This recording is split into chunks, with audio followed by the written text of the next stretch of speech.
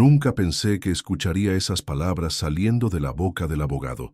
25 años cuidando de mamá, limpiando sus heridas cuando el cáncer la consumía, sosteniéndola cuando no podía ni caminar al baño, y ahora estaba ahí sentado, mirando un testamento que no incluía mi nombre en ninguna parte, ni siquiera una mención, como si nunca hubiera existido. El licenciado Mendoza carraspeó incómodo detrás de sus lentes, evitando mi mirada mientras leía el documento con voz monótona. Sus dedos temblaban ligeramente al sostener las páginas amarillentas, y pude notar pequeñas gotas de sudor formándose en su frente calva. La oficina olía a papel viejo y café frío, y el aire acondicionado hacía un ruido molesto que parecía amplificarse con cada palabra que salía de su boca. La totalidad de los bienes de la señora Elena Vázquez, incluyendo la propiedad ubicada en calle Morelos, número 412, las cuentas bancarias del Banco Nacional por un monto total de 230,000 pesos, las pólizas de seguro de vida, los certificados de depósito, las acciones de la empresa textil San Martín y demás activos muebles e inmuebles quedan en propiedad absoluta e indivisible de Carmen Leticia Vázquez Moreno, mi hermana, solo mi hermana. Carmen estaba sentada a mi lado en una silla de cuero negro, vestida con un traje Chanel, que probablemente costaba más que mi salario de 3 meses. Sus zapatos italianos brillaban bajo la luz fría de los tubos fluorescentes, y llevaba ese reloj Cartier que se había comprado cuando obtuvo su último ascenso. No mostró sorpresa alguna cuando escuchó su nombre. Sus ojos permanecieron fijos en sus uñas perfectamente arregladas con esmalte rojo sangre, como si estuviera revisando su manicura en lugar de escuchar la lectura del testamento de nuestra madre. Esa actitud me heló la sangre más que las palabras del abogado. Era como si ya supiera exactamente lo que iba a escuchar. Me quedé paralizado por un momento, sintiendo como si alguien me hubiera golpeado el estómago con un martillo. El reloj de pared marcaba las 3:15 de la tarde, y afuera podía escuchar el tráfico pesado de la ciudad, la vida continuando normalmente mientras mi mundo se desmoronaba por completo. Las paredes de la oficina, forradas con libros legales empolvados, parecían cerrarse sobre mí. Me levanté de la silla de cuero gastado, sintiendo como si el mundo se tambaleara bajo mis pies. Mis piernas se sentían como gelatina y tuve que apoyarme en el escritorio de caoba para no caerme. «Tiene que haber un error», murmuré, pero mi voz sonó más débil de lo que pretendía, como si viniera de muy lejos. Yo cuidé de ella todos estos años. Carmen ni siquiera vino a visitarla en los últimos 5 años. El abogado se quitó los lentes y los limpió nerviosamente con un pañuelo arrugado que sacó del bolsillo de su saco. Sus manos temblaban visiblemente y evitaba mirarme a los ojos. «Señor Vázquez, entiendo perfectamente su confusión y su dolor, pero este testamento fue firmado hace apenas 6 meses, específicamente el día 15 de abril, en presencia de 2 testigos completamente imparciales y con todas las formalidades legales correspondientes. Su madre estaba en pleno uso de sus facultades mentales, según el certificado médico que aquí se adjunta. 6 meses. Justo cuando mamá había empeorado dramáticamente y apenas podía mantener conversaciones coherentes por más de 10 minutos seguidos. Justo cuando los medicamentos para el dolor la tenían en un estado de confusión constante, cuando me preguntaba 3 veces en una hora si ya había almorzado, cuando a veces me confundía con mi padre muerto. El certificado médico tenía que ser falso, o al menos obtenido en un momento muy específico cuando mamá estaba especialmente lúcida. Algo no cuadraba para nada. Mi mente voló hacia atrás, tratando de recordar alguna señal, alguna conversación donde mamá hubiera mencionado siquiera remotamente sus intenciones. Pero lo único que recordaba eran sus manos frágiles y manchadas por la edad, aferrándose a las mías cuando le daba sus medicamentos cada 4 horas, susurrando «gracias, mijo», con esa voz quebrada por el dolor y la morfina. Recordaba cómo me buscaba con la mirada cada vez que entraba una enfermera nueva, como si yo fuera su único ancla en un mundo que se desvanecía lentamente. Carmen finalmente levantó la vista y por primera vez en años nuestros ojos se encontraron directamente. Había algo extraño en su mirada, algo que no logré descifrar en ese momento, pero que me produjo un escalofrío que me recorrió la columna vertebral. Sus ojos verdes, iguales a los de mamá, tenían una frialdad que nunca antes había visto. Era como mirar a una extraña que se parecía a mi hermana. «Miguel», dijo con una voz suave que no había usado conmigo desde que éramos niños, y ella me consolaba después de las pesadillas. Mamá sabía exactamente lo que hacía. Ella tomó esta decisión pensando en lo mejor para toda la familia. Sus palabras sonaron ensayadas, como si las hubiera practicado frente al espejo. La forma en que enfatizó toda la familia me hizo pensar que había algo más detrás de sus palabras, algún significado oculto que yo no estaba captando en mi estado de shock. Salí de esa oficina como un zombi, caminando por las calles del centro histórico sin rumbo fijo. Las luces de los autos se difuminaban a través de las lágrimas que no quería derramar, creando halos borrosos que me recordaban a las luces navideñas que mamá insistía en poner cada diciembre, incluso cuando ya estaba muy enferma. La gente pasaba a mi lado hablando por teléfonos celulares, riendo, viviendo sus vidas normales, completamente ajena al hecho de que mi existencia acababa de ser borrada de un plumazo. 25 años. 25 años de mi vida dedicados completamente a ella, desde que tenía apenas 12 años y papá murió en ese accidente automovilístico que cambió todo para nuestra familia. Mientras Carmen construía su carrera como directora de marketing en una empresa internacional, viajando por el mundo, publicando fotos perfectas en redes sociales desde playas exóticas y restaurantes elegantes, yo estaba ahí, día tras día, noche tras noche. Recordé vívidamente la primera vez que tuve que cambiarle las sábanas porque había tenido un accidente durante la noche. Tenía 17 años, era mi último año de preparatoria, y todos mis amigos estaban planeando viajes de graduación y hablando de universidades. Yo estaba ahí a las 3 de la madrugada, lavando sábanas manchadas y susurrándole palabras de consuelo a mamá mientras ella lloraba de vergüenza. «No tienes que hacer esto, mijo», me había dicho esa noche, con lágrimas corriendo por sus mejillas. «Eres muy joven, deberías estar pensando en tu futuro, no cuidando a una vieja enferma». «Usted no es una vieja enferma», le había respondido, secándole las lágrimas con una toalla suave. «Usted es mi mamá y esta es mi familia. No hay ningún otro lugar donde prefiera estar». Y era verdad. Nunca, ni por un segundo, había considerado esa responsabilidad como una carga. Cuando mis amigos se fueron a estudiar a otras ciudades, yo me quedé y estudié contabilidad en la universidad local, tomando clases nocturnas para poder estar con mamá durante el día.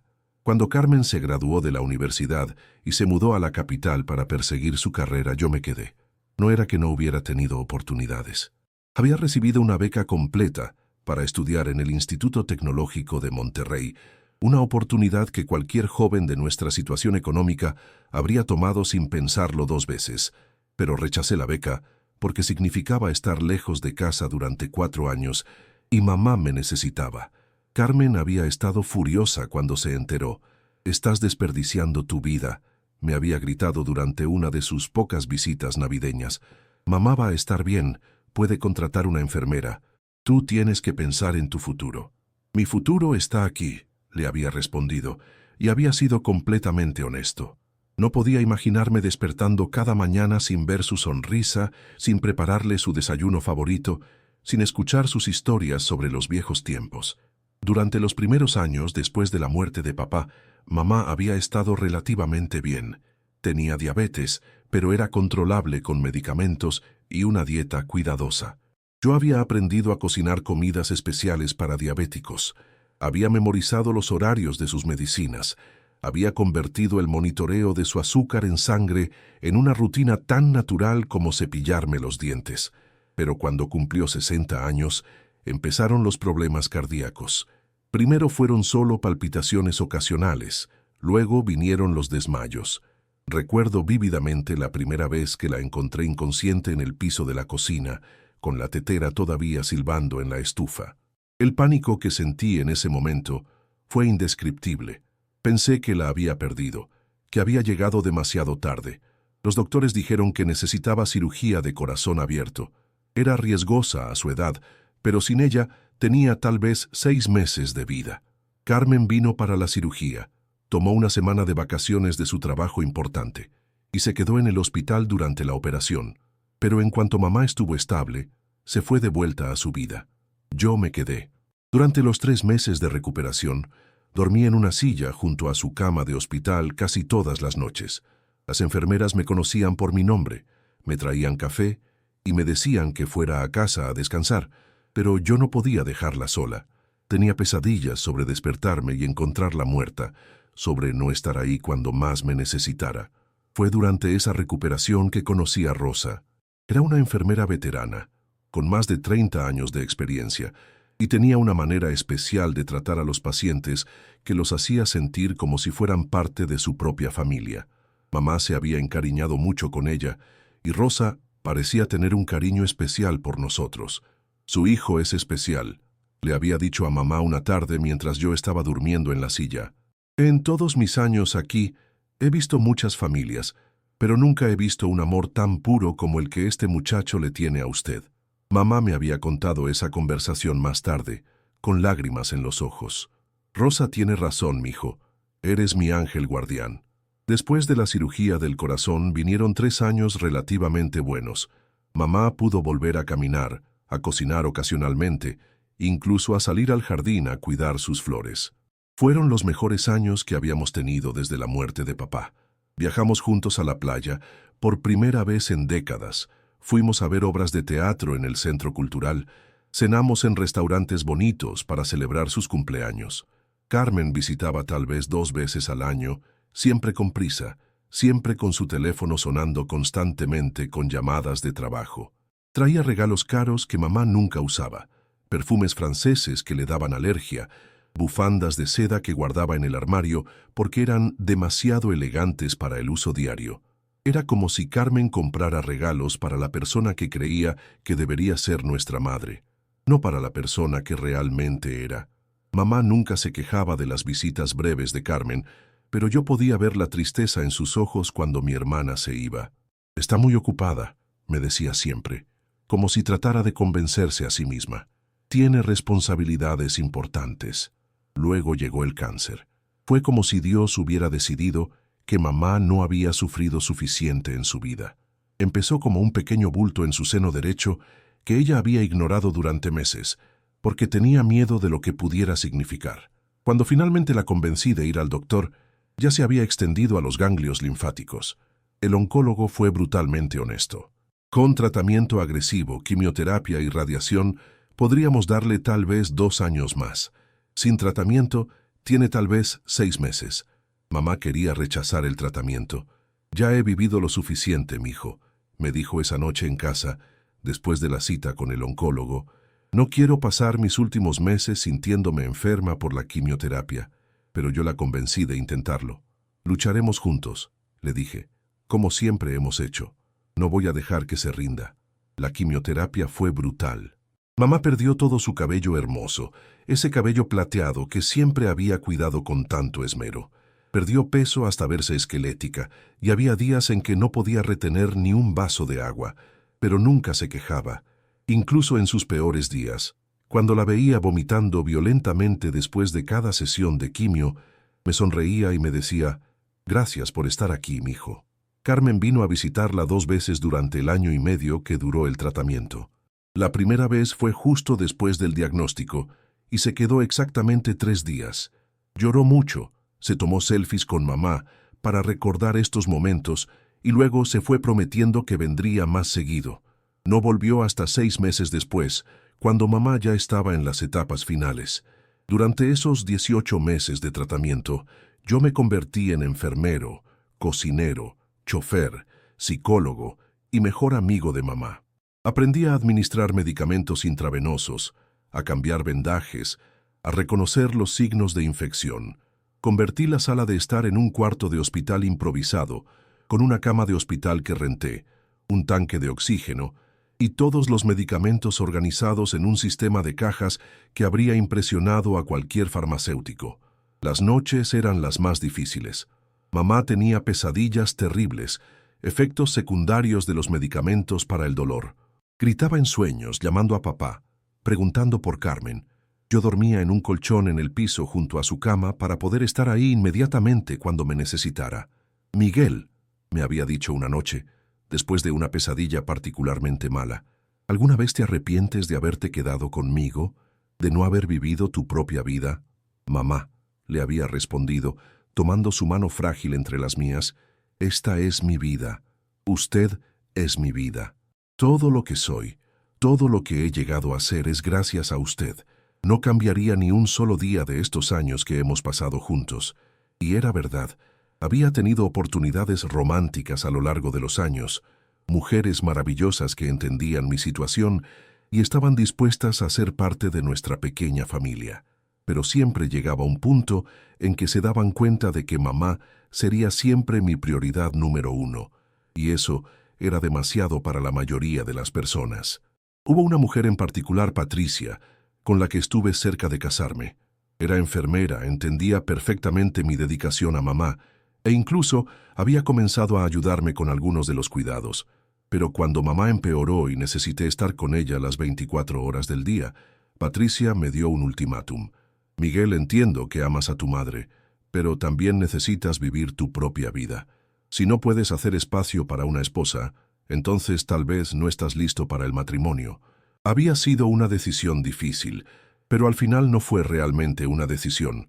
Elegí a mamá como siempre había sabido que haría. Patricia se casó con otro hombre 2 años después y ahora tiene 3 hijos hermosos. A veces me pregunto cómo habría sido mi vida si hubiera hecho una elección diferente, pero nunca me arrepiento. El amor que mamá y yo compartíamos era demasiado especial para sacrificarlo por cualquier otra cosa. Recordé la última vez que Carmen había visitado a mamá antes del testamento. Fue hace exactamente 7 meses, apenas unos días antes de Navidad.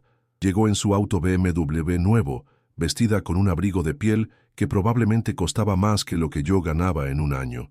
Traía regalos caros envueltos en papel dorado, un chal de cachemira, una cajita de música importada de Suiza, una botella de perfume francés que costaba 500 pesos.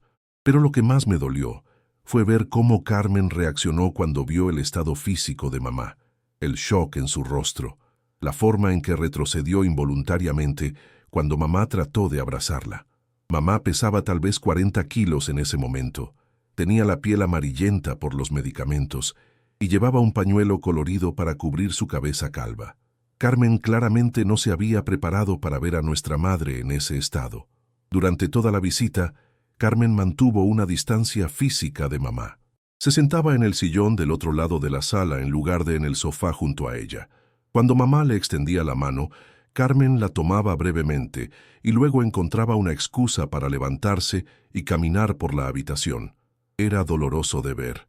«Mira qué flaca estás, mamá», había dicho Carmen, tratando de sonar casual, pero con una nota de horror en su voz. «¿Estás comiendo bien?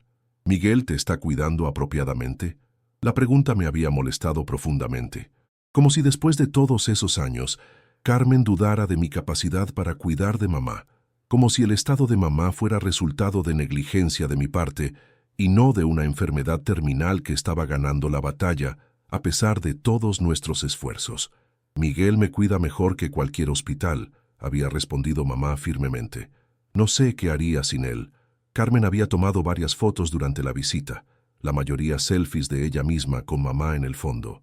Las subió a sus redes sociales con captions emotivos sobre valorar el tiempo con la familia y mi hermosa madre luchando contra el cáncer. Los comentarios llegaron en docenas. «Qué valiente eres por estar ahí para tu madre. Se ve que eres una hija muy dedicada. Familia first always». Me había enfurecido ver esos comentarios. Carmen estaba recibiendo crédito por ser una hija devota basándose en una visita de 3 días, mientras yo había estado ahí todos los días durante años sin buscar reconocimiento de nadie. Pero lo que realmente me había perturbado de esa visita fue una conversación que escuché entre Carmen y mamá. Yo estaba en la cocina preparando la cena cuando las escuché hablando en voz baja en la sala. Carmen le estaba diciendo algo sobre que yo había desperdiciado mi vida, que era poco saludable, que un hombre de mi edad estuviera tan emocionalmente dependiente de su madre. Miguel podría haber tenido una carrera exitosa, una familia propia, la había escuchado decir. En lugar de eso, está aquí jugando al enfermero. No es normal, mamá, y no es justo para él. No había escuchado la respuesta de mamá, porque en ese momento había comenzado a llorar, pero había escuchado suficiente para saber que Carmen estaba plantando semillas de duda en la mente de mamá sobre las decisiones que yo había tomado. Esa noche, después de que Carmen se fue, mamá había estado inusualmente callada y melancólica. Cuando le pregunté si algo estaba mal, me había dicho: «Mijo, ¿alguna vez sientes que yo te he impedido vivir tu propia vida?» «Para nada, mamá», le había respondido inmediatamente. «Esta es mi vida, y es exactamente la vida que quiero vivir». Pero había visto la duda en sus ojos, y sabía que las palabras de Carmen habían tenido su efecto. Ahora, caminando sin rumbo por las calles después de salir de la oficina del abogado, esas palabras resonaban en mi cabeza con un significado completamente diferente. Carmen no había estado expresando preocupación genuina por mi bienestar. Había estado preparando el terreno para lo que vino después. Llegué a la plaza central sin siquiera darme cuenta de hacia dónde había estado caminando. Era un día gris de febrero, con nubes pesadas que amenazaban lluvia. Me senté en una banca frente a la fuente, viendo a las palomas pelear por las migajas que una señora mayor estaba esparciendo desde una bolsa de pan viejo. La señora me recordó a mamá. Tenía el mismo cabello plateado, la misma manera gentil de moverse. Por un momento, mi corazón se aceleró con la esperanza irracional de que tal vez había cometido un error, que tal vez mamá no había muerto realmente, que todo esto era algún tipo de pesadilla horrible de la que pronto despertaría. Pero luego la realidad me golpeó de nuevo como una ola fría. Mamá había muerto hace exactamente una semana. Había estado ahí, sosteniendo su mano, cuando dio su último aliento. Había sido temprano en la mañana, justo cuando los primeros rayos de sol comenzaban a filtrarse a través de las cortinas de su habitación. «Mijo», había susurrado con su último aliento audible, «gracias por todo. Te amo». Y luego se había ido, tranquilamente, sin drama, como si simplemente se hubiera quedado dormida. Había sido hermoso y devastador al mismo tiempo. Carmen había llegado al hospital 2 horas después de que mamá murió. Había llorado dramáticamente. Había abrazado el cuerpo sin vida de mamá mientras repetía lo siento, una y otra vez. En ese momento, había pensado que se estaba disculpando por no haber estado ahí al final. Ahora me preguntaba si se estaba disculpando por algo completamente diferente. El funeral había sido 3 días después de su muerte. Un evento elegante y solemne que Carmen organizó con la precisión militar de uno de sus eventos corporativos. Flores blancas importadas que costaron una fortuna, música clásica tocada por un cuarteto de cuerdas profesional, un servicio religioso en la Catedral de San José, la iglesia más prestigiosa del centro histórico. Todo había sido perfecto, todo había sido controlado, todo había sido exactamente lo contrario de lo que mamá habría querido. Ella era una mujer sencilla que habría preferido una misa simple en la pequeña iglesia de nuestro barrio, con flores del jardín y la música del coro local de señoras mayores. Pero Carmen había insistido en que mamá se merecía lo mejor, y yo había estado demasiado abrumado por el dolor para discutir. Ahora me daba cuenta de que el funeral elaborado había sido más sobre la imagen de Carmen como hija devota que sobre honrar genuinamente la memoria de mamá. Carmen había dado un discurso emotivo durante el servicio, hablando sobre el amor incondicional de una madre, sobre las lecciones que mamá les había enseñado sobre la importancia de la familia, sobre cómo mamá había sido su inspiración para todo lo que había logrado en la vida. Había sido un discurso hermoso y completamente hipócrita. Yo había permanecido en silencio durante todo el servicio, todavía procesando la pérdida, todavía sintiéndome como si estuviera viviendo en una pesadilla. La gente se había acercado después para darme el pésame, diciéndome lo afortunado que había sido mamá de tener hijos tan dedicados, lo orgullosa que debía haber estado de nosotros dos, si hubieran sabido la verdad. Pero había habido algo extraño durante el funeral, algo que en ese momento había pasado desapercibido, pero que ahora, una semana después, comenzaba a tomar importancia. Una mujer mayor vestida con un uniforme blanco de enfermera se había quedado en la parte trasera de la catedral durante todo el servicio, observando en silencio. La había reconocido vagamente como Rosa Martínez, una de las enfermeras del Hospital General, donde mamá había pasado sus últimas 3 semanas cuando yo ya no pude cuidarla en casa. Rosa había sido especialmente amable con mamá, pasando tiempo extra en su habitación, hablando con ella sobre sus nietos, escuchando las historias que mamá contaba sobre nosotros cuando éramos niños. Durante los últimos días de vida de mamá, cuando ella ya casi no podía hablar, Rosa había sido una presencia constante y consoladora. Había visto cómo Rosa ajustaba las almohadas de mamá para que estuviera más cómoda, cómo le hablaba suavemente incluso cuando mamá parecía estar inconsciente, cómo me traía café cuando había estado despierto toda la noche junto a su cama. En el funeral, Rosa se había quedado hasta el final de la ceremonia, pero cuando la mayoría de la gente se había ido y nos dirigíamos al cementerio, se había acercado a mí con una expresión de urgencia en su rostro arrugado. «Señor Vázquez», había dicho con voz temblorosa, tocando mi brazo suavemente, «necesito hablar con usted urgentemente. Es muy importante. Tiene que ver con su madre». Pero justo en ese momento, Carmen había aparecido a mi lado, tomándome del otro brazo con una sonrisa tensa. «Miguel, tenemos que irnos. La procesión al cementerio está esperando». «Rosa», le había dicho, «¿puede esperarnos? Volveremos después del entierro». Pero Rosa había negado con la cabeza, mirando nerviosamente a Carmen. «No, señor, tiene que ser en privado. Cuando usted pueda venir a buscarme». Carmen había interrumpido antes de que Rosa pudiera decir más. «Miguel, realmente tenemos que irnos. La gente está esperando». Su voz había tenido un tono de firmeza que no admitía discusión. Rosa se había quedado ahí parada, con una expresión de frustración y desesperación en su rostro, pero no había insistido más. Me había dado una tarjeta pequeña con su número de teléfono. «Llámeme cuando pueda», había susurrado. «Es importante». Pero con todo el caos de los días siguientes, con los arreglos post-funeral y luego con la cita con el abogado, había olvidado completamente la conversación con Rosa. Hasta ahora. Ahora, sentado en esa banca de la plaza, con el testamento fraudulento todavía quemándome en el bolsillo de mi chamarra, esa conversación interrumpida me perseguía. Había algo en los ojos de Rosa, una necesidad desesperada de comunicarme algo importante sobre mamá, algo que Carmen claramente no había querido que escuchara. Saqué mi teléfono y marqué el número en la tarjeta que Rosa me había dado. Sonó 4 veces antes de que contestara. «¿Rosa? Soy Miguel Vázquez, el hijo de Elena». «Señor Miguel». Su voz sonaba aliviada y emocional. Sabía que me llamaría. Su madre me dijo que lo haría. «Rosa, en el funeral usted quería hablar conmigo sobre algo importante, sobre mi madre». Hubo una pausa larga en la línea. Podía escuchar a Rosa respirando pesadamente, como si estuviera luchando con una decisión difícil. «Señor Miguel», dijo finalmente, «no puedo hablar de esto por teléfono. ¿Puede venir al hospital? Hoy es mi último día antes de jubilarme. Si no nos vemos hoy, será mucho más difícil después». Al día siguiente fui al Hospital General San Juan de Dios. El olor a desinfectante me golpeó como una bofetada en cuanto crucé las puertas automáticas de vidrio, trayendo de vuelta todos los recuerdos de los últimos años como una avalancha emocional.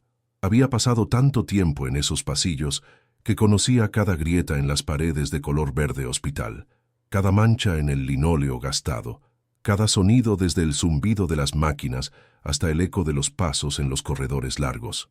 Las enfermeras de turno me saludaron con la familiaridad melancólica de años de convivencia. «Miguel», me había dicho la supervisora, una mujer robusta llamada Patricia, que había conocido a mamá desde sus primeras hospitalizaciones. «Lamento mucho lo de tu madre, era una mujer muy especial». «Gracias, Patricia. Estoy buscando a Rosa Martínez». «Rosa se jubila hoy precisamente», me había respondido con una sonrisa triste. 40 años trabajando aquí, ¿te imaginas? Toda una vida dedicada a cuidar enfermos. La encontrarás en el 4º piso, en el área de cuidados paliativos, recogiendo sus últimas cosas. Subí al 4º piso en el elevador lento que siempre hacía un ruido extraño entre el 2º y 3er piso. Las puertas se abrieron al pasillo que conocía tan bien, donde había pasado incontables horas, caminando de un lado a otro, esperando noticias de los doctores, llevando café y comida a mamá cuando el hospital no tenía nada que ella pudiera retener en el estómago. Encontré a Rosa en el pequeño cuarto de descanso del personal, una habitación diminuta con 2 sillones desgastados, una mesa pequeña y un microondas viejo. Estaba empacando sus pertenencias personales en una caja de cartón marcada con recuerdos, escrito a mano con marcador negro. Sus 40 años de carrera cabían aparentemente en una sola caja. Tenía el cabello completamente gris, recogido en un moño apretado con pasadores dorados, y sus manos mostraban las marcas de décadas cuidando enfermos, cicatrices pequeñas de agujas accidentales, callos de tanto levantar pacientes, venas prominentes que hablaban de años de trabajo físico demandante. Llevaba el mismo uniforme blanco almidonado que había usado durante toda su carrera, pero ahora parecía demasiado grande para su cuerpo menudo. Cuando me vio entrar, sus ojos se llenaron inmediatamente de lágrimas que había estado conteniendo.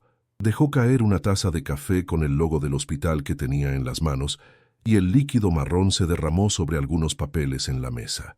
«Señor Miguel», dijo con voz quebrada, limpiando rápidamente el café derramado con servilletas de papel. «Sabía que vendría. Su madre me dijo que lo haría. Ella me conocía muy bien. Sabía exactamente cómo soy yo. Sabía que no podría guardarme esto para siempre». Se sentó pesadamente en una de las sillas plásticas naranjas que habían visto mejores días, y me hizo señas para que me sentara en la otra. Sus movimientos eran lentos y deliberados, como si cada gesto requiriera mucha energía. «Rosa», le dije acercándome lentamente y sentándome frente a ella, «en el funeral usted quería decirme algo importante sobre mi madre, y ayer cuando hablamos por teléfono sonaba como si fuera algo urgente». Rosa asintió, secándose las lágrimas con la manga de su uniforme. Sus manos temblaban ligeramente y pude ver que esto era muy difícil para ella. «Señor Miguel, su madre era una mujer muy especial. En mis 40 años trabajando aquí, he visto miles de pacientes, he conocido familias de todo tipo, he sido testigo de muertes tranquilas y muertes terribles, pero nunca conocí a alguien tan fuerte, tan valiente, tan llena de amor como su madre». Hizo una pausa, mirando por la ventana pequeña que daba al estacionamiento del hospital. «Pero también nunca conocí a alguien que cargara con tanto peso en su corazón, tanto dolor que no tenía que ver con su enfermedad física». «¿A qué se refiere?», le pregunté, aunque una parte de mí ya estaba comenzando a sospechar hacia dónde iba esta conversación. Rosa me miró directamente a los ojos con una intensidad que me hizo sentir incómodo. «Elena me pidió que le entregara algo cuando llegara el momento adecuado. Me hizo prometerle que esperaría hasta después del funeral, hasta que usted viniera a buscarme por su propia cuenta. No quería que nadie más, especialmente su hermana, supiera sobre esto». Se levantó lentamente y caminó hacia su casillero metálico gris, uno de esos casilleros industriales que habían estado ahí probablemente desde que el hospital se construyó en los años 60. Sacó un sobre amarillento y arrugado que claramente había sido manipulado muchas veces. También sacó una pequeña caja de zapatos atada con una cinta roja. «Su madre me entregó esto hace aproximadamente 2 meses», dijo, regresando a su silla con los objetos en las manos. Estaba muy nerviosa ese día, más nerviosa de lo que la había visto jamás. Seguía mirando hacia la puerta como si temiera que alguien fuera a entrar y la sorprendiera. Tomé el sobre con manos que temblaban tanto como las de Rosa. Mi nombre estaba escrito en la letra temblorosa de mamá, esa caligrafía que había empeorado dramáticamente en sus últimos meses debido a los medicamentos y la debilidad general. Pero incluso en su estado deteriorado, había algo familiar y consolador en ver su escritura. Dentro del sobre había una pequeña llave dorada que parecía ser de una caja de seguridad y una nota escrita a mano en el papel con membrete del hospital. «Mijo querido», decía la nota, y inmediatamente reconocí el tono cariñoso que mamá siempre usaba conmigo. «Si estás leyendo esto, es porque ya no estoy contigo y porque las cosas no salieron como yo esperaba que salieran. Esta llave abre una caja de seguridad en el Banco Nacional, sucursal del Centro Histórico. Número de caja 3422. Rosa sabe exactamente dónde encontrar los documentos que necesitas para acceder a la caja. No permitas que Carmen se salga con la suya con lo que está planeando. Lucha por la verdad, mijo. Te amo más de lo que las palabras pueden expresar, más de lo que tuve oportunidad de decirte antes de irme. Tu mamá que te adoraba. El mundo se detuvo por un momento. Las palabras "no permitas que Carmen se salga con la suya" resonaron en mi cabeza como campanas de alarma. Mamá sabía. De alguna manera mamá había sabido lo que Carmen estaba planeando. Rosa me observaba con una mezcla de compasión y nerviosismo, retorciendo un pañuelo desechable entre sus dedos. «Señor Miguel», murmuró con voz apenas audible. Su madre estuvo planeando esto durante meses. Sabía que algo no estaba bien, pero no sabía exactamente qué. Todo lo que sabía era que tenía que protegerlo a usted. «Rosa», le dije tratando de mantener mi voz estable, aunque sentía como si estuviera a punto de explotar. «¿Qué quiere decir exactamente con que algo no estaba bien?» Rosa miró hacia la puerta del cuarto de descanso, como si temiera que alguien pudiera estar escuchando nuestra conversación. Luego se acercó más a mí y bajó la voz hasta casi un susurro. «Su hermana Carmen vino al hospital varias veces durante los últimos meses de vida de su madre, siempre cuando usted no estaba presente. Siempre traía papeles oficiales, carpetas llenas de documentos, y siempre hablaba con su madre en privado durante largos períodos de tiempo. Mi estómago se contrajo como si alguien me hubiera dado un puñetazo. ¿Qué tipo de papeles? No lo sé exactamente, porque siempre cerraban la puerta y hablaban en voz muy baja. Pero Elena siempre quedaba muy alterada después de esas visitas. Lloraba, se negaba a comer, tenía pesadillas terribles esa noche. A veces gritaba en sueños el nombre de usted». Rosa hizo una pausa, secándose nuevas lágrimas que habían comenzado a correr por sus mejillas arrugadas. Una vez traté de preguntarle qué estaba pasando, por qué estaba tan alterada, pero Elena me dijo que no podía hablar de eso, que Carmen le había dicho que si contaba algo, usted saldría perjudicado.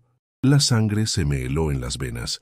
Carmen había estado chantajeando a mamá, usando mi bienestar como amenaza para manipularla. Era exactamente el tipo de táctica psicológica que Carmen usaría, conociendo perfectamente bien que mamá haría cualquier cosa para protegerme. «Rosa», le pregunté con urgencia creciente, «¿hay algo más que deba saber? ¿Algo específico que mamá le haya dicho?» Rosa dudó por un momento, mirando sus manos arrugadas como si estuviera decidiendo cuánto debía revelar. «Una vez escuché parte de una conversación entre Carmen y su madre. Fue accidental.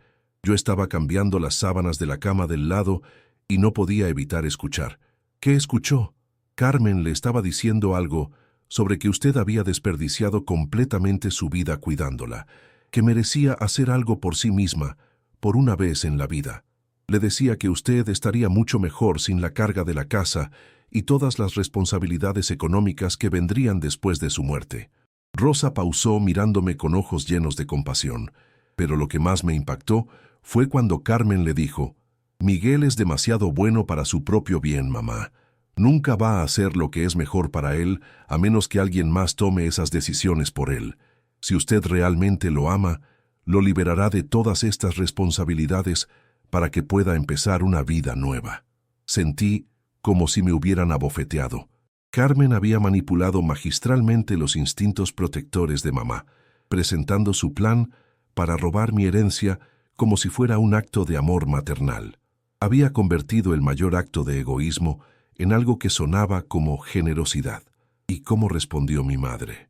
Elena lloró mucho después de esa conversación, pero le dijo a Carmen que necesitaba tiempo para pensar, que una decisión tan importante no se podía tomar rápidamente. Rosa se inclinó más cerca. Fue después de esa conversación que Elena comenzó a planear secretamente todo esto. Me pidió que la ayudara a contactar a un abogado diferente, alguien que Carmen no conociera. ¿Un abogado diferente? Sí. Elena tenía mucho miedo de que Carmen estuviera monitoreando sus comunicaciones de alguna manera. Me pidió que usara mi teléfono personal para llamar al licenciado García, un abogado que había ayudado a mi familia años antes. Elena se encontró con él 2 veces aquí en el hospital, siempre cuando usted no estaba, y cuando yo podía asegurarme de que Carmen tampoco vendría. Rosa se levantó y me entregó la pequeña caja de zapatos atada con la cinta roja. Elena también me pidió que guardara esto para usted. Dijo que era la evidencia que necesitaría para entender completamente lo que Carmen había estado haciendo. Desaté la cinta con dedos temblorosos. Dentro de la caja había una pequeña grabadora digital. 3 cassettes pequeños, una carpeta con documentos fotocopy. Elena grabó todo, dijo Rosa simplemente. Cada conversación con Carmen durante esos últimos meses. Su hermana nunca se dio cuenta. Tuve que detenerme por un momento para procesar lo que estaba escuchando. Mamá, incluso en su estado debilitado, había tenido la presencia mental y la fortaleza emocional para documentar meticulosamente la manipulación que estaba sufriendo. Había estado protegiendo mis intereses, incluso cuando Carmen la estaba chantajeando emocionalmente.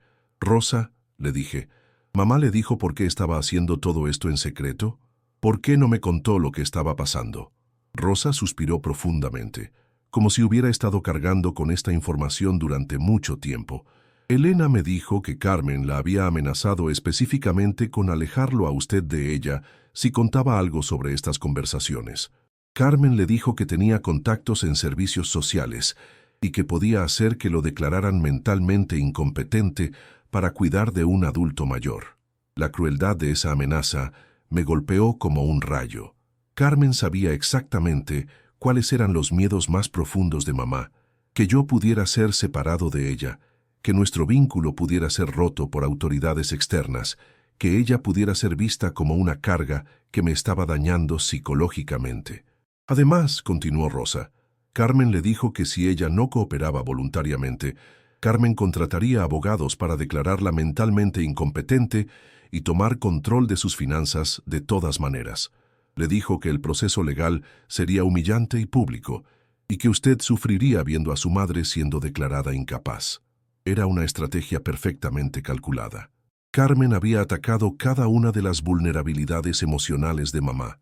Su amor por mí, su miedo a ser una carga, su deseo de proteger su dignidad, su terror a ser separada de mí. Había convertido el amor de mamá por mí en un arma contra ella. «Rosa», le pregunté, «¿tiene idea de cuánto tiempo Carmen estuvo planeando esto?» Según lo que Elena me contó, Carmen comenzó a hablar sobre el testamento aproximadamente 8 meses antes de que su madre muriera. Al principio eran conversaciones casuales sobre planificación financiera, sobre asegurarse de que los asuntos legales estuvieran en orden. Rosa se levantó y caminó hacia la ventana, mirando hacia el estacionamiento donde Carmen había llegado tantas veces en su BMW para estas visitas secretas. «Carmen es muy inteligente, señor Miguel», comenzó plantando semillas de duda muy sutilmente. Le preguntaba a Elena si había pensado en cómo sus decisiones financieras afectarían su futuro, si había considerado que tal vez usted necesitaba ser forzado a ser independiente para su propio bien. ¿Y mamá cómo reaccionaba inicialmente a esas conversaciones? Al principio Elena las rechazaba completamente. Le decía a Carmen que usted la había cuidado durante años por amor, no por obligación, y que ella quería asegurarse de que usted fuera recompensado por esa dedicación. Rosa se dio vuelta para mirarme. Pero Carmen es persistente. Venía cada 2 o 3 semanas y cada vez presionaba un poco más. Rosa regresó a su silla y se sentó pesadamente. La táctica que finalmente funcionó fue cuando Carmen comenzó a traer evidencia de que usted estaba sufriendo psicológicamente por cuidarla. ¿Qué tipo de evidencia? Carmen trajo artículos impresos de Internet sobre síndrome del cuidador, sobre depresión en adultos que cuidan padres enfermos, sobre cómo el aislamiento social puede llevar a problemas de salud mental graves. Rosa negó con la cabeza tristemente. Le decía a Elena que usted mostraba todos los síntomas, que estaba en negación sobre su propia condición mental. Era diabólicamente inteligente. Carmen había usado información real sobre los desafíos genuinos de ser cuidador, pero la había torcido para hacer parecer que mi situación era patológica en lugar de amorosa. Carmen también trajo fotos, continuó Rosa. Fotos de usted tomadas sin que se diera cuenta, donde se veía cansado o estresado. Las usaba como evidencia de que usted se estaba deteriorando físicamente por el estrés. Recordé esos meses cuando había estado particularmente agotado. Mamá había tenido una serie de infecciones respiratorias que requerían cuidado las 24 horas. Había perdido peso, tenía ojeras profundas y probablemente sí me veía terrible en las fotos. Pero era el tipo de cansancio temporal que viene con crisis médicas, no una indicación de que mi vida entera fuera un error. La gota que derramó el vaso, dijo Rosa, fue cuando Carmen trajo a un supuesto psicólogo para que evaluara la situación. ¿Un psicólogo? Un hombre que Carmen presentó como especialista en dinámicas familiares disfuncionales. Vino una tarde cuando usted estaba en el banco arreglando algo relacionado con los gastos médicos de Elena. Rosa pausó, claramente molesta por el recuerdo. Ese hombre pasó una hora interrogando a Elena sobre su relación con usted, haciéndole preguntas muy dirigidas sobre si sentía que usted era demasiado dependiente de ella emocionalmente. ¿Y mamá qué le dijo? Elena me contó después que se sintió completamente manipulada por las preguntas. El hombre tenía una manera de formular las preguntas que hacía que cualquier respuesta sonara como si confirmara sus teorías. Rosa se secó los ojos nuevamente.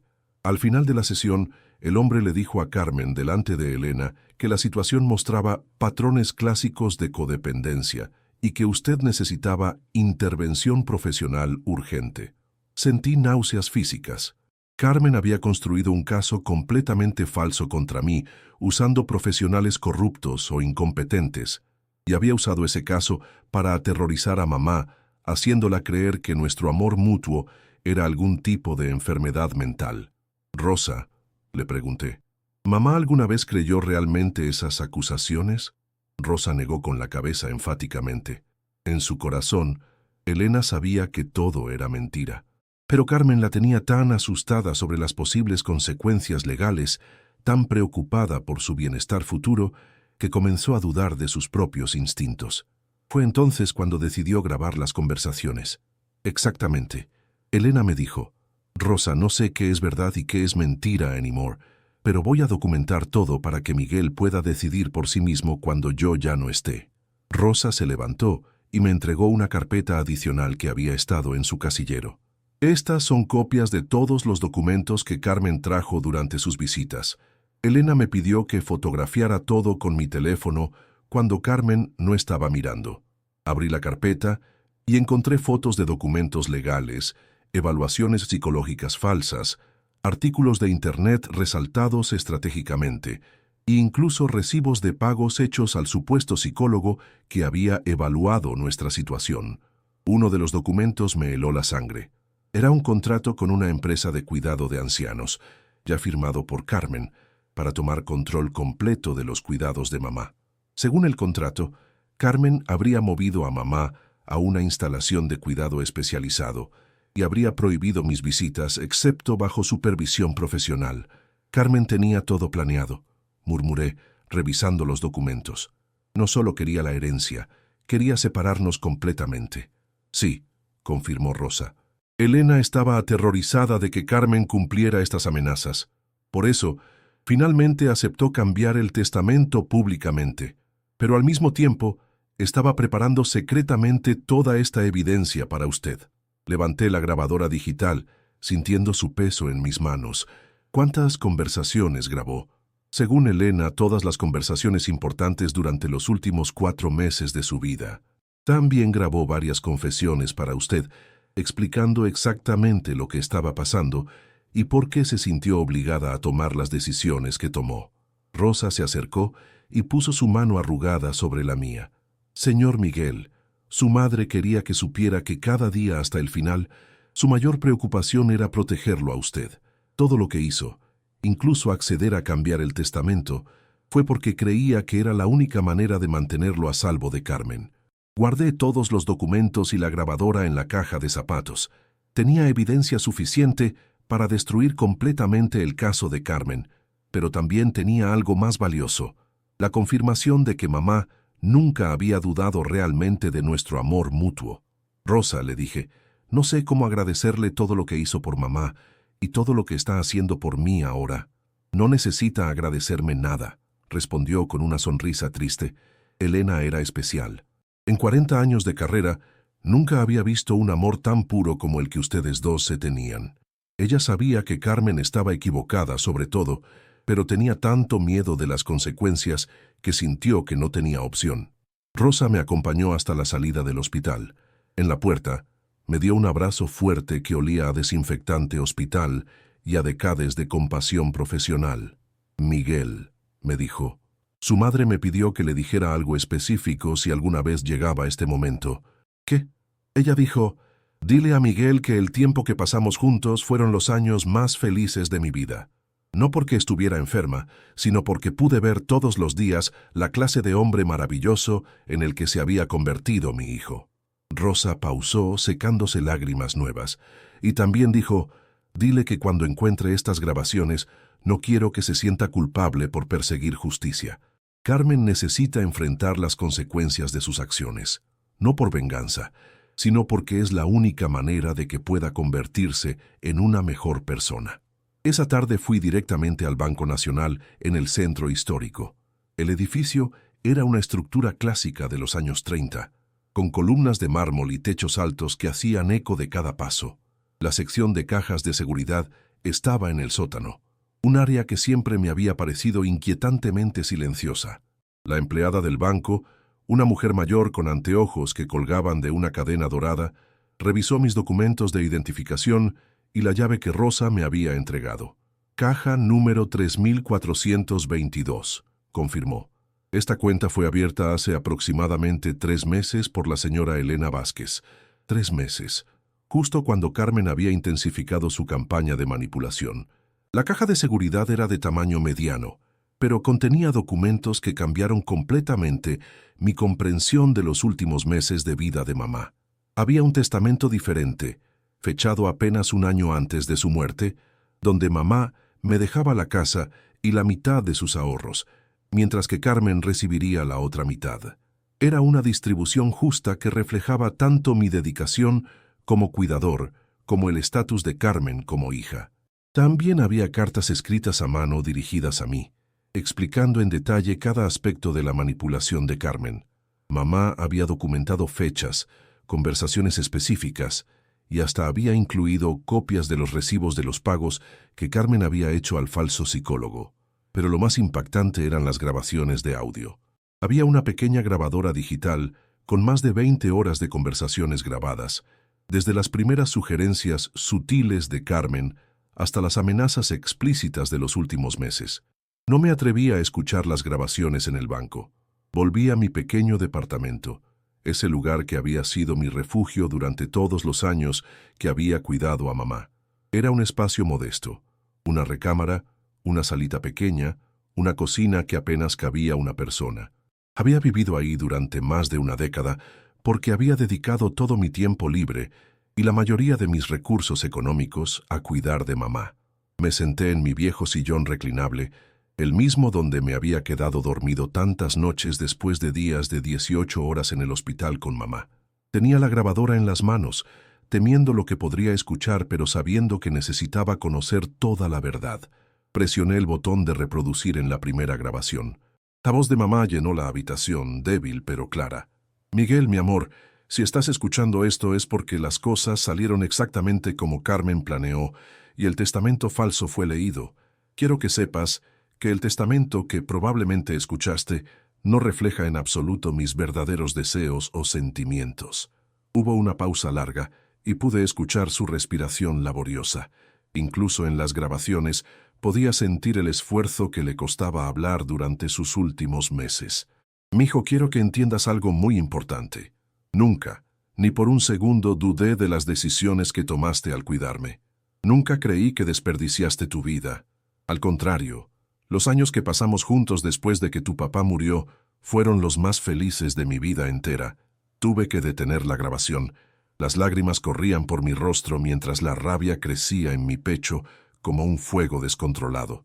Carmen había torturado psicológicamente a mamá durante meses, usando nuestro amor mutuo como un arma contra ambos.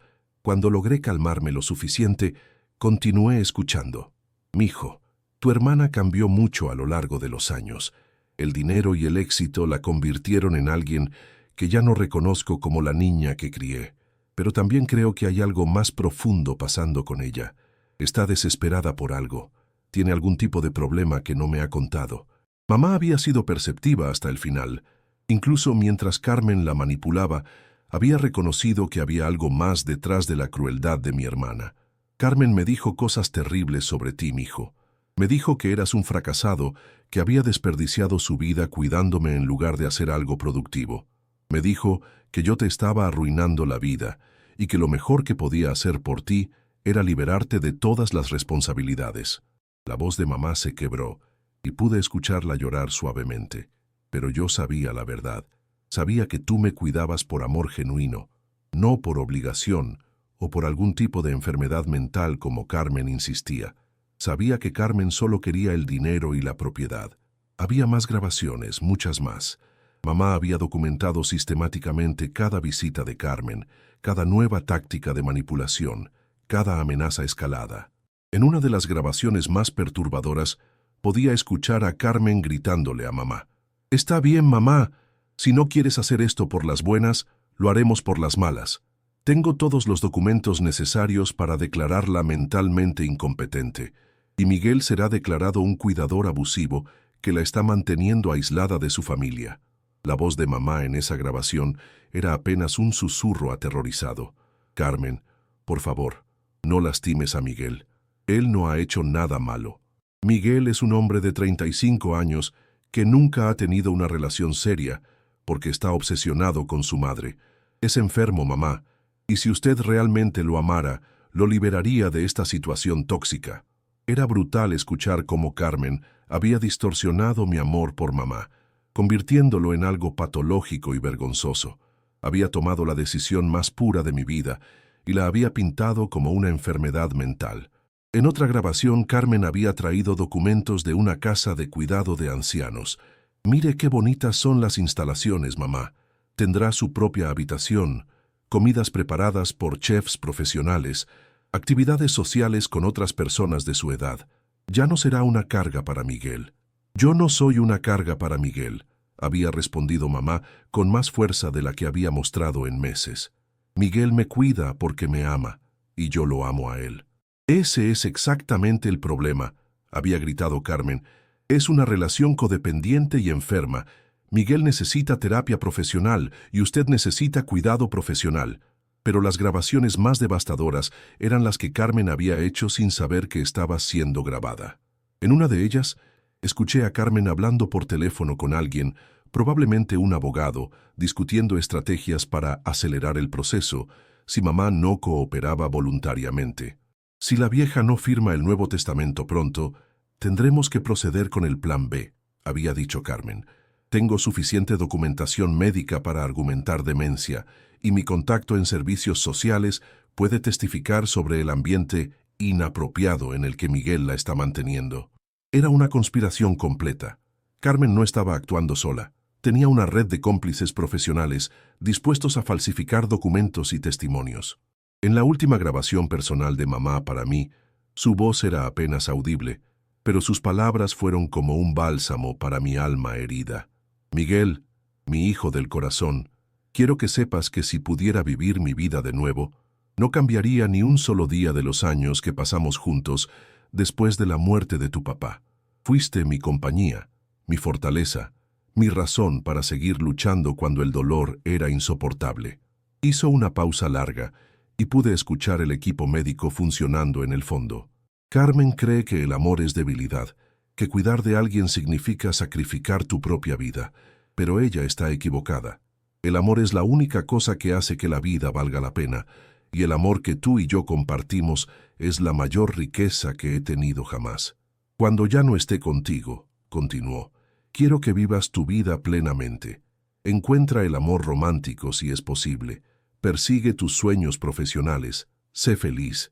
Pero nunca, nunca dudes de que el tiempo que pasamos juntos fue tiempo perfectamente invertido. No desperdiciaste tu vida cuidándome. Me diste la vida más feliz que una madre podría pedir». La grabación continuó.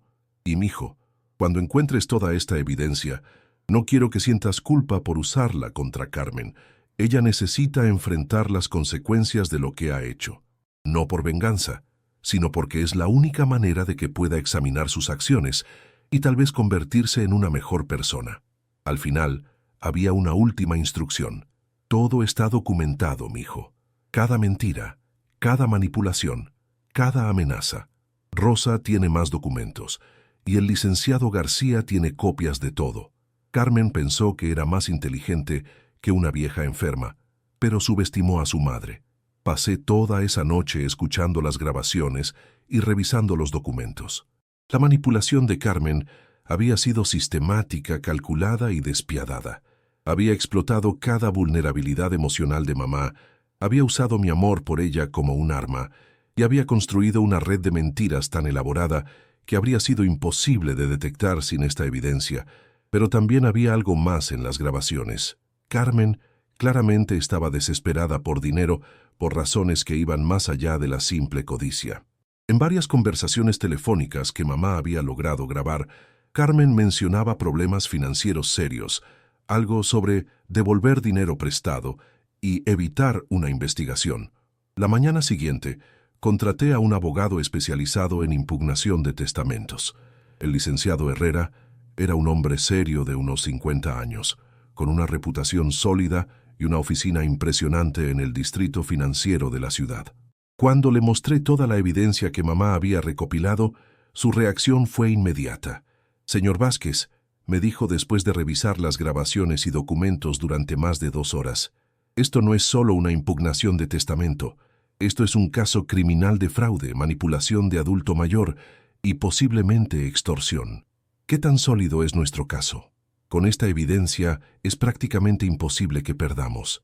Las grabaciones son especialmente poderosas porque capturan a su hermana haciendo amenazas explícitas y admitiendo que está fabricando evidencia falsa. El licenciado Herrera se reclinó en su silla de cuero. «Pero debo advertirle que esto va a ser muy público y muy feo. Su hermana claramente va a luchar con todo lo que tiene». «No me importa», le respondí. «Mamá arriesgó todo para protegerme y documentar la verdad.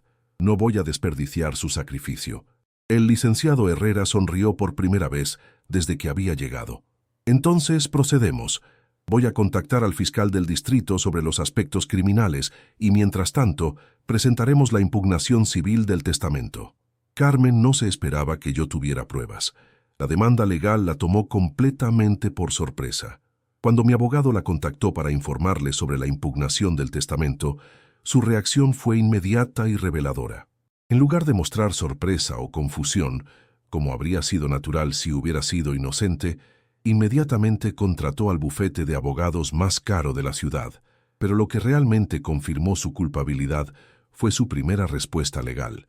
En lugar de negar las acusaciones o expresar shock por las grabaciones, Carmen argumentó que las grabaciones habían sido obtenidas ilegalmente y que representaban conversaciones privadas tomadas fuera de contexto.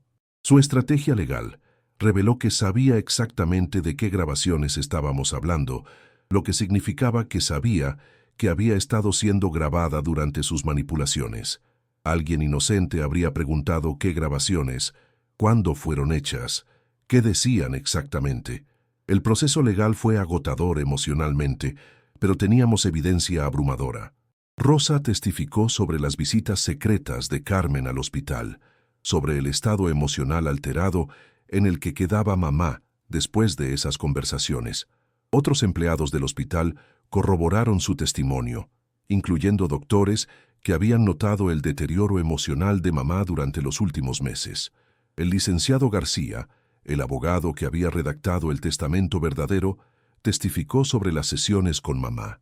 Recordaba perfectamente sus instrucciones específicas de dejarme la casa, porque yo había sido quien la había cuidado todos esos años.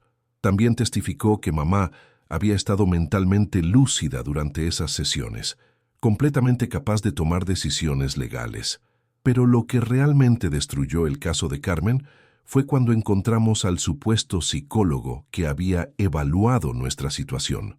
Resultó que no era psicólogo en absoluto, sino un actor que Carmen había contratado para interpretar el papel. Cuando fue confrontado con evidencia de su participación en el fraude, inmediatamente confesó todo a cambio de inmunidad. Carmen intentó argumentar que mamá había cambiado de opinión por su propia voluntad, que las grabaciones habían sido tomadas fuera de contexto, que ella genuinamente creía que estaba actuando en el mejor interés de toda la familia. Pero las evidencias eran demoledoras. No solo había manipulado a nuestra madre moribunda, sino que había falsificado documentos médicos, Había sobornado a un empleado del hospital para obtener información confidencial sobre el estado mental de mamá y había conspirado con múltiples personas para construir un caso falso contra mí. Durante el proceso, descubrimos la verdadera razón detrás de la desesperación de Carmen. Había estado desfalcando dinero de su empresa durante más de 2 años, comenzando con pequeñas cantidades que pensó que podría devolver rápidamente, pero había empezado a apostar compulsivamente en casinos online, y las pérdidas se habían acumulado hasta llegar a más de 300,000 pesos. Su empresa había comenzado una auditoría interna que habría descubierto el desfalco en cuestión de meses. Carmen necesitaba la herencia de mamá no solo por codicia, sino para cubrir sus crímenes y evitar la prisión. El juez del caso, una mujer mayor llamada Magistrada Torres, fue especialmente dura en su veredicto. Este caso representa una de las traiciones familiares más crueles que he visto en mis 25 años en el banco, dijo durante la lectura de la sentencia. La señora Carmen Vázquez no solo defraudó a su hermano, sino que torturó psicológicamente a su madre moribunda, explotando el amor maternal como un arma para extorsión. Esto va más allá de la codicia común. Esto es crueldad deliberada dirigida hacia las personas que deberían haber sido las más importantes en su vida. El testamento falsificado fue anulado y se respetó la verdadera voluntad de mamá según el testamento anterior. Carmen fue obligada a devolver todo lo que había tomado ilegalmente, además de enfrentar cargos penales por fraude, manipulación de un adulto mayor en estado vulnerable, falsificación de documentos y desfalco de su empresa. Pero la victoria legal no borró el dolor de la traición. Carmen había sido mi hermana mayor, la persona que me había enseñado a andar en bicicleta cuando tenía 5 años, que me había defendido de los niños abusivos en la escuela cuando éramos pequeños, que había llorado conmigo cuando papá murió en ese accidente automovilístico. Ver hasta dónde había llegado por dinero, ver cómo había estado dispuesta a destruir a su propia madre moribunda y a su hermano menor para cubrir sus propios crímenes, me rompió el corazón de una manera que ninguna pérdida económica podría haber hecho. La última vez que hablé directamente con Carmen fue durante el proceso legal. Se presentó en mi departamento una noche lluviosa de marzo, luciendo completamente diferente a la mujer elegante y controlada que había conocido toda mi vida. Tenía ojeras profundas que el maquillaje no podía ocultar, el cabello despeinado y sin el styling profesional al que estaba acostumbrada, la ropa arrugada como si hubiera dormido con ella puesta. Había perdido su trabajo después de que el escándalo se hiciera público, y su reputación profesional estaba completamente arruinada. Los periódicos locales habían cubierto la historia extensivamente. Ejecutiva estafa a madre moribunda. Hermana manipula testamento con chantaje emocional. Su nombre y foto habían estado en las noticias durante semanas. Miguel, me dijo con voz quebrada cuando abrí la puerta, por favor, necesito que entiendas. Yo no quería hacerle daño a mamá. Pensé que realmente estaba haciendo lo correcto para toda la familia. Era increíble que incluso en ese momento, enfrentando cargos criminales y habiendo perdido todo, Carmen todavía trataba de justificar sus acciones. Todavía trataba de presentar la manipulación psicológica de mamá como algún tipo de acto de amor familiar mal entendido. ¿Lo correcto?, le respondí, sintiendo cómo la rabia que había estado conteniendo durante meses finalmente encontraba su voz. Chantajear a nuestra madre moribunda te parecía lo correcto. Amenazarla con separarnos te parecía lo correcto. Contratar actores para que fingieran ser psicólogos te parecía lo correcto. Carmen se desplomó en el sofá de mi pequeña sala, llorando de una manera que no había visto desde que éramos niños. Sus sollozos eran profundos y desgarradores, el llanto de alguien que finalmente se enfrenta a las consecuencias completas de sus acciones. Miguel, logró decir entre sollozos, estaba desesperada. El dinero que tomé de la empresa no era solo para mí. Tenía deudas, amenazas, gente peligrosa que me estaba presionando. Pensé que si podía obtener la herencia rápidamente, podría arreglar todo antes de que alguien saliera lastimado. Alguien sí salió lastimado, le dije, sintiendo las lágrimas corriendo por mi propio rostro. Mamá salió lastimada. Durante meses la torturaste psicológicamente. La hiciste dudar del amor que compartíamos. La aterrorizaste con amenazas sobre nuestro futuro. Murió cargando con esa angustia. «Lo sé», gritó Carmen, levantando la vista con ojos desesperados y enrojecidos. «Lo sé y no puedo vivir conmigo misma. He perdido mi trabajo, mi reputación, mis amigos, mi familia, y lo peor es que perdí a mamá sin poder pedirle perdón, sin poder explicarle que nunca quise causarle tanto dolor». Por un momento, viendo a mi hermana completamente destrozada, sentí una punzada del viejo afecto que había tenido por ella cuando éramos niños. Recordé cómo me había consolado cuando tenía pesadillas, cómo había compartido sus dulces de Halloweentos conmigo, cómo había llorado cuando se fue a la universidad porque iba a extrañar a su hermanito. «Carmen», le dije, tratando de mantener un tono calmado, «mamá te amaba hasta el final. Incluso después de todo lo que le hiciste, en sus últimas grabaciones todavía hablaba de ti con cariño. Decía que esperaba que algún día entendieras el daño que habías causado y encontraras una manera de ser una mejor persona». «¿Cómo puedo vivir con esto?», me preguntó, levantando la vista con una expresión de desesperación absoluta. «¿Cómo puedo seguir adelante sabiendo que torture a mi propia madre durante sus últimos meses de vida?». «No lo sé», le respondí honestamente. «Pero sé que mamá no habría querido que te destruyeras completamente por esto. Ella habría querido que aprendieras de esto, que te convirtieras en alguien mejor, que encontraras una manera de hacer las paces con el daño que causaste». Carmen lloró en silencio durante varios minutos, secándose la cara con las mangas de su suéter arrugado. «Miguel», dijo finalmente, «sé que no tengo derecho a pedirte esto después de todo lo que hice, pero ¿hay alguna posibilidad de que algún día puedas perdonarme?». La pregunta me golpeó como un puñetazo en el estómago. Parte de mí quería decirle que nunca, que lo que había hecho era imperdonable, que había cruzado líneas que no se podían volver a cruzar. Pero otra parte de mí, la parte que todavía recordaba a la hermana mayor que había amado durante la primera mitad de mi vida, se sentía destrozada por verla tan completamente derrotada. «Carmen», le dije después de una pausa larga, «el perdón no es algo que pueda darte en este momento. Es algo que tendré que encontrar por mí mismo, por mi propia paz mental cuando esté listo». «¿Y nuestra familia?», preguntó con voz apenas audible. «¿Hay alguna posibilidad de que algún día podamos ser hermanos de nuevo?». «No lo sé», le respondí con total honestidad. «Lo que hiciste cambió todo entre nosotros. Tal vez algún día, cuando hayas demostrado que realmente has cambiado, cuando hayas encontrado una manera de hacer las paces con el daño que causaste, tal vez entonces podamos hablar sobre reconstruir algún tipo de relación». Carmen asintió, secándose los ojos una vez más. «Entiendo. No esperaba que fuera fácil, y sé que no me merezco tu perdón inmediato». Se levantó del sofá lentamente, como una mujer mucho mayor que sus 38 años. «Miguel, quiero que sepas que voy a pasar el resto de mi vida tratando de ser la persona que mamá esperaba que fuera». Carmen se fue esa noche bajo la lluvia persistente de marzo, caminando hacia su auto viejo que había comprado después de que le embargaran el BMW. Desde la ventana de mi departamento, la vi sentarse en el auto durante varios minutos antes de encenderlo, probablemente llorando otra vez.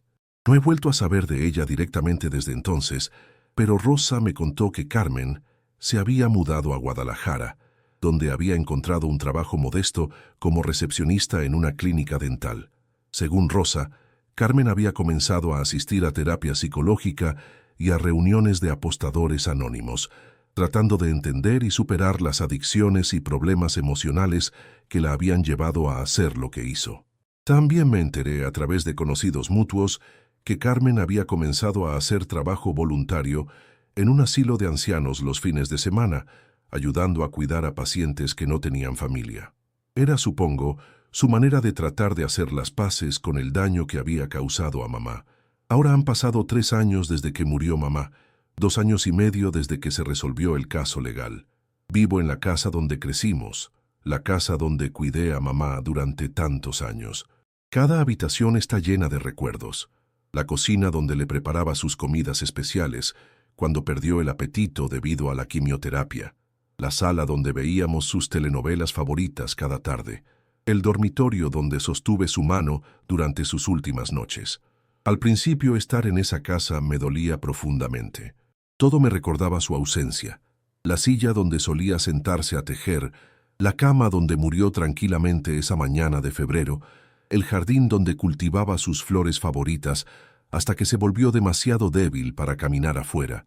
Pero con el tiempo, esos recuerdos se han vuelto consoladores en lugar de dolorosos.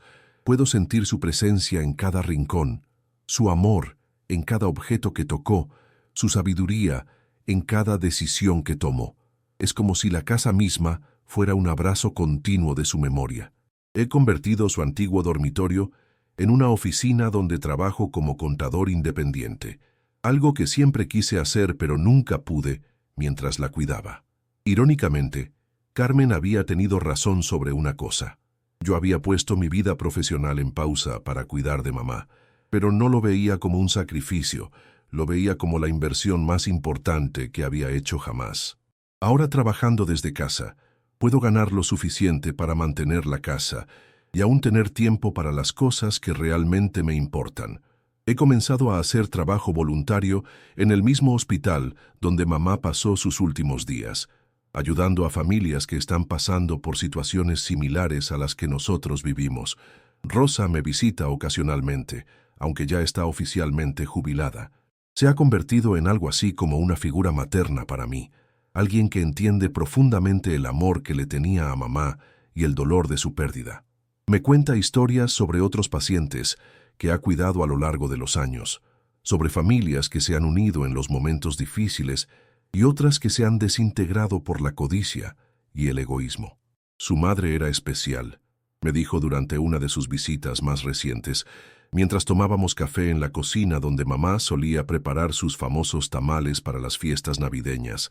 En mis 40 años de profesión he visto muchas familias, muchas dinámicas diferentes, pero nunca había visto un amor tan puro como el que ustedes dos se tenían. Durante esa misma visita, Rosa me contó algo que no había sabido antes. Miguel, me dijo, durante esas últimas semanas en el hospital, cuando su madre estaba muy débil y apenas podía hablar, me contó algo que quería que usted supiera. ¿Qué le dijo? Me dijo que el mayor regalo que Dios le había dado en su vida no había sido una vida fácil o larga, sino haber tenido un hijo que la amara tanto, que estuviera dispuesto a sacrificar sus propios planes para cuidarla. Rosa pausó, secándose los ojos. Me dijo, Rosa, Miguel piensa que me está cuidando a mí, pero la verdad es que él me ha dado una razón para vivir todos estos años. Él ha hecho que cada día de dolor valiera la pena. Esas palabras me llegaron al alma de una manera que no había esperado. Durante todos esos años, había estado tan enfocado en cuidar de mamá que nunca había considerado completamente cómo mi presencia podría haber afectado su propia experiencia de la enfermedad y el envejecimiento. A veces me pregunto si hice lo correcto, le confesé a Rosa, si debería haber perdonado a Carmen, si debería haber dejado que se quedara con todo para mantener unida lo que quedaba de nuestra familia. Rosa negó con la cabeza firmemente, con la autoridad de alguien que había visto demasiadas injusticias en su larga carrera. Miguel, su madre grabó esas confesiones precisamente porque sabía que usted pensaría eso. Ella conocía su corazón, sabía que usted sería capaz de sacrificar su propia justicia por mantener la paz familiar. Por eso se aseguró de que tuviera todas las pruebas necesarias. Rosa tenía razón. En una de las últimas grabaciones que mamá había hecho para mí, había dicho exactamente eso. Conozco a mi Miguel. Sé que cuando sepa toda la verdad va a sentir culpa por perseguir justicia. Pero, mijo, a veces hacer lo correcto es más importante que mantener la paz. Carmen necesita enfrentar las consecuencias de sus acciones, no por castigo vengativo, sino porque es la única manera de que pueda examinar honestamente su comportamiento y tal vez convertirse en una mejor persona. Había más sabiduría en esas palabras de lo que había comprendido inicialmente. Mamá no había querido que usara la evidencia solo para recuperar mi herencia. Había querido que Carmen enfrentara las consecuencias de sus acciones porque creía genuinamente que era la única manera de que mi hermana pudiera cambiar. Y tal vez había funcionado. Los reportes que había recibido sobre Carmen sugerían que había comenzado a hacer el trabajo difícil de entender y cambiar los patrones de comportamiento que la habían llevado a traicionar a su familia. No sabía si alguna vez sería suficiente para reconstruir una relación entre nosotros, pero al menos era un comienzo. En el segundo aniversario de la muerte de mamá, decidí hacer algo especial para honrar su memoria. Usé parte de la herencia para crear una pequeña beca en su nombre, la Beca Elena Vázquez para Cuidadores Familiares. La beca ayuda a familias de bajos recursos que necesitan apoyo financiero para cuidar a parientes enfermos en casa. La beca cubre gastos médicos, equipo especializado e incluso proporciona salarios modestos a familiares que tienen que dejar sus trabajos para convertirse en cuidadores de tiempo completo. Es mi manera de asegurarme de que el legado de amor y sacrificio de mamá continúe ayudando a otras familias que enfrentan situaciones similares a las que nosotros vivimos. El primer receptor de la beca fue un joven llamado David, de 23 años, que había dejado la universidad para cuidar a su abuela con Alzheimer. Su situación me recordó tanto a la mía propia que inmediatamente supe que mamá habría aprobado la elección.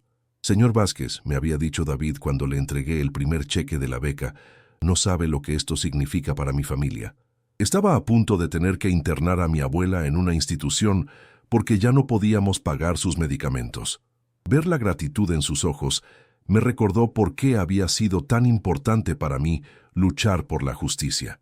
No era solo sobre el dinero, era sobre preservar el legado de valores que mamá había representado: amor, sacrificio, dedicación familiar y la creencia de que cuidar a nuestros seres queridos es uno de los actos más nobles que podemos realizar.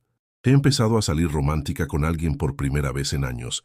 Se llama Patricia, curiosamente, el mismo nombre que la enfermera que había estado cerca de casarme años antes, aunque es una persona completamente diferente.